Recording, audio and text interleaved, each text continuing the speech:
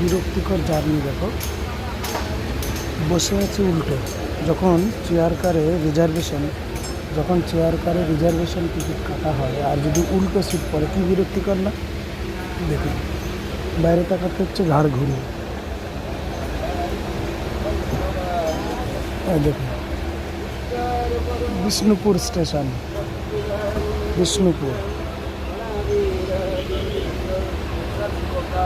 উল্টে বসে আছে, উল্টে বসে আছে, পুরো উল্টে। ঘাড় ঘুরিয়ে ঘুরিয়ে বাইরের দৃশ্য দেখতে হচ্ছে, কি বিরক্তিকর।